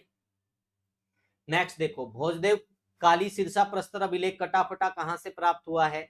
सिरसा से। नचारखेड़ा अभिलेख जींद। इस अभिलेख की विषय वस्तु रामायण से संबंधित है। इसमें राम, सीता, लक्ष्मण तथा जटायु को आपस में बातचीत करते दिखाया गया है। कंबोडिया से प्राप्त 11वीं सदी के एक अभिलेख से पता चलता कि कंबोडिया नरेश सूर्यवर्मन ने वहां के राजकीय अभिलेखागार के संरक्षक सुकर्मण को एक गांव दान में दिया, जिसका नामकरण उसने अपने पूर्वजों की मातृभूमि कुरुक्षेत्र के नाम पर किया था। 1373 के जोधपुर के लैंडर शिलालेख में हरितांका क्षेत्र का वर्णन है। 1384 का सहारन अभिलेख और प्रारंभिक 13वीं शताब्दी के लेखनपाल के शासनकाल के बदायूं शिलालेख में हरियाणा का उल्लेख मिलता है। एक अभिलेख तोमर अभिलेख भी प्राप्त होता भाई। तोमर अभिलेख कौन सी शताब्दी का? 14वीं शताब्दी का। ये बाकी मैं पढ़ा भी चुका हूं।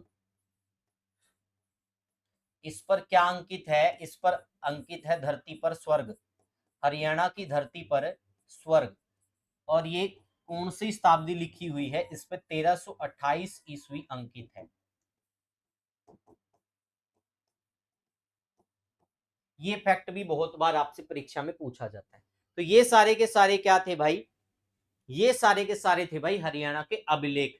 A to Z अभिलेख जो आज तक पूछे गए हैं, जो पूछे जा सकते हैं, या जो चीजें हो सकती। पहली कक्षा में हरियाणा का नामकरण, हरियाणा शब्द का अर्थ, हरियाणा के जिलों का नामकरण, विभिन्न ऋषि मुनियों से संबंधित तीर्थस्थल, विभिन्न विद्वानों के द्वारा हरियाणा को दिए गए नाम सब करवाया। दूसरी क्लास में मैंने आपको करवाया हरियाणा का प्राचीन इतिहास और उसके स्रोत सारे के सारे। उसी की कड़ी में ये फैक्ट बचते हैं भाई, जिसमें पुरातात्विक साक्ष्यों में हम अभिलेखों के बारे में पढ़ेंगे, पुस्तकों के बारे में पढ़ेंगे, सिक्कों के बारे में पढ़ेंगे, मुद्राओं के बारे में पढ़ेंगे, चित्रकला, वास्तुकला, ठीक है, मूर्तिकला, इन सभी के बारे में पढ़ेंगे। ये 5 से 6 टॉपिक होते हुए स्मारक एवं भवन भी पढ़ेंगे, जिसमें किले हैं, मंदिर है, मस्जिद है। ये सब कवर होते ही हमारा जो अगला टॉपिक शुरू होगा, वैसे मैं करवा भी चुका हूँ, ये रिपीट करवा रहा हूँ सारी चीजें मैं। अगला टॉपिक हमारा स्टार्ट होगा हरियाणा में हड़प्पा कालीन स्थल। उसके बाद मैं आपको एक क्लास और लूंगा, उसमें मैं आपको करवाऊंगा भाई हरियाणा में वैदिक काल। वो होते ही बेटा बाकी सारी चीजें मैंने इसी यूट्यूब प्लेटफॉर्म पर इसी 6 महीने के दौरान फ्री ऑफ कॉस्ट करवा रखी सारी। ये सब होते ही सारी चीजें हो जाएंगी। अभी क्लास खत्म नहीं हुई, बहुत सारे बच्चे जाने की सोच रहे हैं, बेटा अभी क्लास खत्म नहीं हुई है, ठीक है, अभी क्लास खत्म नहीं हुई है बेटा, रुको थोड़ा सब्र करो। इतना जल्दी क्या है भाई, इतना जल्दी क्या है, अभी तो पिक्चर बाकी है मेरे दोस्त। ये देखो भाई, अब कोई सोचता ना कि लिखा कैसे जाता है, बेटा मैं नरवाना था तो मैंने बच्चों को कुछ बातें बताई थी, वहां पर भी मैंने बताया था बेटा नोट्स का मतलब क्या होता है। नोट्स जो लिखने की आदत है, वो जो स्टेट पीसीएस एग्जाम की तैयारी करते, वहां से ये टर्म हमने ली है, वहां से हमने ये चीजें देखी। बेटा हम क्या देखते हैं, हम देखते हैं कि नोट्स आजकल क्या होने लगा, नोट्स का स्वरूप बदल गया। नोट्स होते थे डिफरेंट डिफरेंट किताब से बहुत सारा मटेरियल लेकर, उसको अपनी लैंग्वेज देकर उसको लिखना। अब होने क्या लग गया, आजकल एक किताब उठाते हैं, उसी में नोट्स बनाते हैं और चेप देते हैं। वो नोट्स नहीं होते बेटा, नोट्स होते हैं 7 से 8 10 12 जितनी किताबें, जितने सोर्स हैं, वो सारे इकट्ठा किए, उसमें से पढ़ा, उसमें से इंपॉर्टेंट चीजें छाटी और उनको लिखा। वो एक किताब से ज्यादा ही बनेंगे हमेशा। आजकल क्या हो रहा है, किताब से भी कम डाटा वाले नोट्स बनाए जाते हैं और उनको फिर चेप रहे हैं बच्चों को, और बच्चे बड़े खुश होकर 5-5 हजार के 6-6 हजार की चीजें ले रहे हैं। पता नहीं कहाँ जमाना जा रहा है यार। मूर्खता तो सबसे बड़ी ये है कि तुम पढ़े लिखे लोग भी मूर्ख बन चुके हो।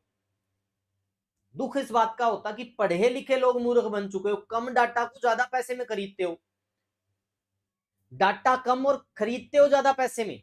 देखो कितने गजब की बात है, तुम्हारी बुद्धि भ्रष्ट हो चुकी है भाई। डाटा कम पढ़ते हो, नोट्स में ज्यादा डाटा नहीं है क्योंकि वो किताब से उठा के बना रहे हैं, उसी को तुम ज्यादा पैसे में खरीद रहे हो, तो तुमसे बड़ा मूर्ख है कि नहीं है? कोई नहीं है तुमसे बड़ा मूर्ख, फिर तुम ही हो सबसे बड़े उल्लू। क्योंकि कम डाटा और ज्यादा पैसे में खरीदना, देखो कितने, एक सोच के देखो भाई, ज्यादा डाटा होना तो हम माने कि भाई ऐसा डाटा है जो कहीं नहीं है और हम ज्यादा पैसे लगाएंगे तो कोई दिक्कत नहीं, हमारे पास ही रहेगा। तो बेटा ये चीजें, इससे निकलो बाहर, ठीक है भाई। हमेशा प्रयास करो कि बढ़िया से बढ़िया कंटेंट, बढ़िया बढ़िया से नोट्स, लेकिन कंटेंट उसमें ज्यादा, परखना सीख जाओ।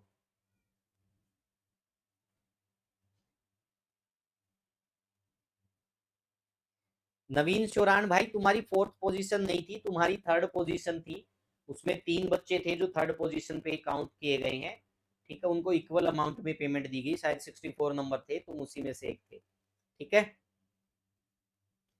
समझ में आ गया भाई। चलो अभी इस पुस्तकों के बारे में और पढ़ेंगे। देखो ये है नोट्स भाई। हरियाणा के मध्यकालीन इतिहास से संबंधित स्रोत हरियाणा तथा अन्य राज्यों के विभिन्न अभिलेखागारों में उपलब्ध हैं। राजस्थान के राज्य अभिलेखागार बीकानेर में है, जो सामग्री उपलब्ध है, उससे इस क्षेत्र के आर्थिक तथा सामाजिक जीवन की जानकारी मिलती है। पंजाब राज्य अभिलेखागार पटियाला में मध्यकालीन हरियाणा के मुगल काल व सिख राज्यों से संबंधित जानकारी उपलब्ध है। बिंदुओं को समझने का प्रयास कीजिए, कहां से क्या क्या चीजें मिल रही हैं, ठीक है। उसके बाद मध्य प्रदेश के राजकीय अभिलेखागारों में मराठों से संबंधित 1789 से 1803 के मध्य इस प्रदेश के आर्थिक, सामाजिक व धार्मिक जीवन की जानकारी मिलती है। सीतामऊ के रघुवीर सिंह पुस्तकालय के अखबाराते दरबारे मुआला से औरंगजेब, बहादुर शाह, जहांदार शाह, फरूख सियर और मोहम्मद शाह के राज्यकाल की जानकारी मिलती है तथा हरियाणा के बारे में महत्वपूर्ण जानकारी मिलती है। तो बेटा यहां से भी कोई चीज पूछना चाहता है तो एग्जामिनर कतई परहेज नहीं करेगा, क्या पता यहां से भी प्रश्न निकाल ले, तो समझ लेना इन चीजों को। उसके बाद देखो, भारतीय राष्ट्रीय अभिलेखागार दिल्ली में हरियाणा के इतिहास, मध्यकालीन की महत्वपूर्ण जानकारी। ये बेटा एक बार ट्रेलर चल रहा है, क्वेश्चन आएंगे बढ़िया बढ़िया वाले, टेंशन मत लेना। कुछ पुराने दस्तावेज कुछ मुस्लिम परिवार भारत पाकिस्तान विभाजन के समय अपने साथ ले गए थे। इन्हीं में से मुआसिरे अजदाद से हरियाणा के बारे में महत्वपूर्ण जानकारी मिलती है। जींद व रेवाड़ी के पुराने रजवाड़ों से उपलब्ध सामग्री से भी हरियाणा के बारे में जानकारी मिलती है। अब पुस्तकों की बात आ जाती है। मेरे को ये बताओ, किताब उल हिंद या तहकीक हिंद किसकी पुस्तक है? अलबरूनी की। और इस अलबरूनी की पुस्तक में क्या बताया गया है? इस अलबरूनी की पुस्तक में ब्रह्म सरोवर झील के बारे में बताया गया। और कैथल को क्या कहा गया है? कवितल कहा गया है। क्या कहा गया बेटा? कैथल को कवितल। तो ये सारी बातें यहां पर लिखी गई। देखो, बेरूनी का फारसी भाषा का अर्थ है बाहर का। इसका पूरा नाम अलबरूनी का। किसके साथ आया? गजनवी के साथ आया था। इसने थानेसर के अंदर ये बताया कि कांस्य से निर्मित मूर्ति थी, जिसको, ठीक है भाई, तोड़ा गया था किसके द्वारा। तो ये सारी चीजें यहां पर मैंने आपको बता दी। समझ में आ गया भाई? उसके बाद तारीजे यामिनी, इसे किताबुल यामिनी भी कहा जाता है, और इसके रचयिता उत्बी है। उत्बी भी किसके शासनकाल में आया था? उत्बी भी महमूद गजनवी के शासनकाल में आया। और इसने बताया कि महमूद गजनवी ने थानेसर पर जो अटैक किया, वो यहां से क्या प्राप्त करने के लिए? यहां से हाथी और यहां पर इस्लाम का झंडा गाड़ने के लिए फैक्ट किया था, मतलब अटैक किया था। ताजुल मासिर, निजामी के इस ग्रंथ में महमूद गोरी के आक्रमणों का विवरण मिलता है। इसमें तराइन की दूसरी लड़ाई की महत्वपूर्ण ब्यौरा मिलता है। तो आपसे पूछ सकते हैं भाई, ताजुल मासिर किसकी जानकारी देती है? तो ताजुल मासिर जो है वो तराइन के दूसरे युद्ध की लड़ाई देती है, जो मोहम्मद गोरी एवं पृथ्वीराज चौहान तृतीय के बीच हुआ, जिसमें मोहम्मद गोरी जीत गया था, 1192 में हुआ। ठीक है, समझ में आ गई भाई? उसके बाद तारीख सुबुक्तगीन, इस पुस्तक के रचयिता वहाकी है भाई। और इस पुस्तक से हमें मासूद गजनवी द्वारा 1037 में हांसी विजय के बारे में बताया गया। आपको पता है हांसी का युद्ध 1037 में हुआ था, तोमर शासक कुमारपाल देव के बीच में और मासूद के बीच में, जिसमें मासूद जीत गया था। समझ में आ गया भाई? ये तारीख सुबुक्तगीन में। बेटा यहां से प्रश्न आए हैं, मैं ये नहीं कहता कि आए नहीं है, यहां से प्रश्न आए हैं, इसीलिए करवा रहा हूं। एग्जाम्पल के तौर पे बता भी दूंगा, हरियाणा पुलिस के अंदर जो पूछा गया है, अभी आएगा आगे, टेंशन मत लो।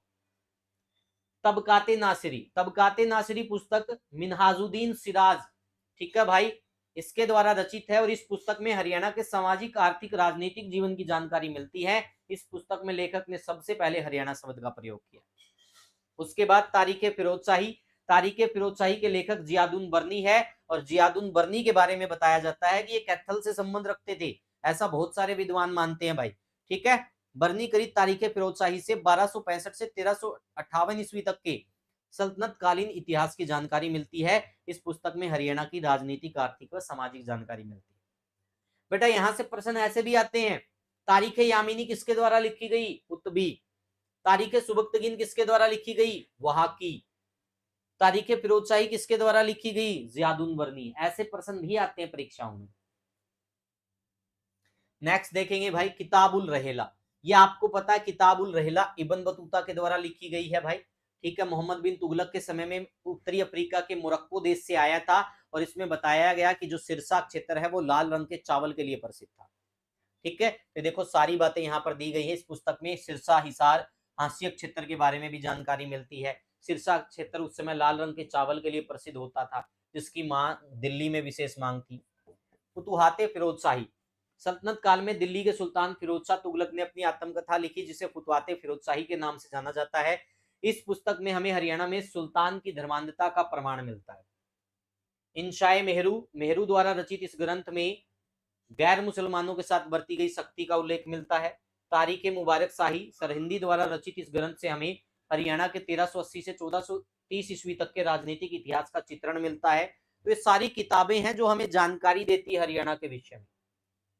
उसके बाद में बाबरनामा भाई या तुज़के बाबरी, बाबर द्वारा इसको लिखा गया, यानी उसी की जीवनी के बारे में है। राजनीति, प्रशासनिक, आर्थिक व सामाजिक जीवन का सुंदर वर्णन है। पानीपत के प्रथम युद्ध में बाबर द्वारा अपनाई गई रणनीति का भी वर्णन है। तुलुगमा नीति अपनाई गई थी, तो वो भी चीजें आपसे पूछ सकते हैं। उसके बाद अकबरनामा और आईने अकबरी अबुल फजल द्वारा रचित इन पुस्तकों में हमें अकबर के समय हरियाणा के राजनीतिक, प्रशासनिक और सामाजिक आर्थिक जीवन की जानकारी मिलती है। मुंतखूब उत तवारीख बदायूनी के इस ग्रंथ से हमें हरियाणा के बारे में जानकारी मिलती है। दरबारे अकबरी, यह पुस्तक मोहम्मद हुसैन आजाद द्वारा लिखी गई और इस पुस्तक में हेमू द्वारा लड़ी गई पानीपत की दूसरी लड़ाई का वर्णन मिलता है। ये 1556 में हुई थी भाई, हेमू और अकबर के बीच में लड़ाई। एक तीर हेमू की आंख में लग गया, तो ये बातें भी आपसे पूछ सकते हैं, हेमू यहाँ पर हार गया। तो जो कि जहांगीरी द्वारा रचित इस ग्रंथ से हरियाणा का जहांगीर के समय राजनीतिक व प्रशासनिक जीवन की जानकारी मिलती है। मुसासिरुल उमरा शाहनवाज द्वारा रचित इस ग्रंथ में जहांगीर के समय यहाँ से राजनीतिक व प्रशासनिक इतिहास पर प्रकाश डाला गया है। अगला तारीखे फरिश्ता। फरिश्ता द्वारा रचित इस पुस्तक में हरियाणा के इतिहास से संबंधित मूल्यवान जानकारी मिलती है। बादशाहनामा लाहौरी द्वारा रचित इस ग्रंथ में हमें हरियाणा के सामाजिक व सांस्कृतिक व आर्थिक जीवन या धार्मिक जीवन के बारे में जानकारी मिलती है। दबिस्ताने मुहाजिब, इस ग्रंथ से हमें हरियाणा के धार्मिक, सांस्कृतिक एवं सामाजिक जीवन के बारे में जानकारी मिलती है। यह ग्रंथ फानी द्वारा रचित है। मुआसिरे आलमगिरी, मुस्तैद खां के मुआसिरे आलमगिरी से औरंगजेब के समय घटित हुई घटनाओं का उल्लेख मिलता है। उसके बाद में मुंतखूब उल लुबाब, खलीफा का यह ग्रंथ मोहम्मद शाह के समय का है। इसमें सतनामियों के विद्रोह से लेकर बंदा की गतिविधियों का विस्तार से वर्णन है। ठीक है भाई। उसके बाद में देखो भाई, दूसरे वर्ग में हरियाणा के लेखकों द्वारा लिखित ग्रंथ आते हैं। इनमें सबसे पहले ठाकुर फेरूजी को दादरी के समीप कनाना गांव का रहने वाला बताया गया। ये वाला प्रश्न बहुत बार परीक्षा में पूछते हैं भाई, दादरी के समीप कनाना गांव का रहने वाला बताया गया है। सल्तनत काल में 7 ग्रंथों की रचना की। इन ग्रंथों में 13वीं-14वीं शताब्दी के आर्थिक, सामाजिक व धार्मिक इतिहास का प्रकाश पड़ता है। अब दादरी के समीप क्या हो सकता भाई, देख लो दक्षिण वाले ही होंगे। ठीक है, तो ऑप्शन भी अगर मिलेंगे तो आप आसानी से कर दोगे। जैन विद्वान जैन विल्लभ सूरी, इसने क्या किया था, हांसी में रहते थे भाई, इन्होंने जैन धर्म को हरियाणा में पुनर्जीवित किया था। हरियाणा के धार्मिक व सांस्कृतिक जीवन का पता चलता है। 14वीं सदी के सरफुद्दीन पानीपती के ग्रंथ से तत्कालीन मुस्लिम जीवन शैली के बारे में पता चलता है। मोहम्मद अफजल की पुस्तक विकेट कहानी से हरियाणा के प्रारंभिक उर्दू साहित्य, आजा बेटा, इसकी भी जानकारी मिलती है भाई। ठीक है, तो ये सारी चीजें आपको यहाँ से मिलेगी भाई। उसके बाद प्रकाशित सामग्रियों में हम देखेंगे, तो प्रकाशित सामग्री में हम देखेंगे समाचार पत्र निकलने शुरू हुए, जिसमें रिफायाम झज्जर से पंडित दीनदयालु ने निकाला भाई। खैर संदेश 1899 में अंबाला में प्रकाशित हुआ। तो ये सारी बातें यहाँ पर दी गई हैं भाई, आप इसको आसानी से पढ़ लेना भाई। हरियाणा तिलक, ठीक है भाई, ये सब यहाँ से निकले थे भाई, जो जो चीजें हैं। उसके बाद लास्ट में आप ये देखेंगे भाई, हरियाणा शोध पत्रिका, जर्नल ऑफ हरियाणा स्टडीज, ये सारी बातें आप पीडीएफ के माध्यम से पढ़ सकते हैं। अभी गोलू को पढ़ने नहीं देगी, नहीं पढ़ने देगा। तो ये सारी बातें यहाँ पर दी गई हैं भाई। ठीक है, आप इसको ध्यान से पढ़ लेना सारी को भाई। एक यहाँ पर दिया गया, देखो, तत्कालीन पंजाब सरकार द्वारा उर्दू में लिखवाई गई गुरुग्राम के रोहतक और हिसार जिले का इतिहास, तारीखे इज्जर जज्जर और अभीर कुल दीपिका रेवाड़ी का इतिहास काफी महत्वपूर्ण है। श्री राम शर्माचार्य द्वारा लिखित हरियाणा का इतिहास से हमें हरियाणा की जानकारी मिलती है। ये बहुत सारी पुस्तकें हैं जो आपसे पूछा जा सकता भाई, ये चीजें मिलती। चलो बाय बाय करो, अभी बाय बाय करो, ना पढ़ाने दिए किसी, बाय बाय कर दो, टाटा। कहते मेरी तबीयत खराब हो रखी है, मुझे वॉमिटिंग हो रही है 2-3 दिन से कंटिन्यू। हाँ राम राम कर दो, नाम नाम हाथ जोड़ के करो, उस तरफ हाथ जोड़ के करो, उस तरफ। कहते राम राम, बाय बाय भी कर दो, राम राम और कर दो एक बार और। ऐसे कौन नाम करता, जय कैसे करते हो, जय ऐसे जय भी करते हो। चलो भी बाय बाय करो इनको, बाय। कहते कल मिलेंगे, कहते कल मिलेंगे क्लास के अंदर। चलो बाय, ठीक है। ले एक बार बंद कर दो क्लास में।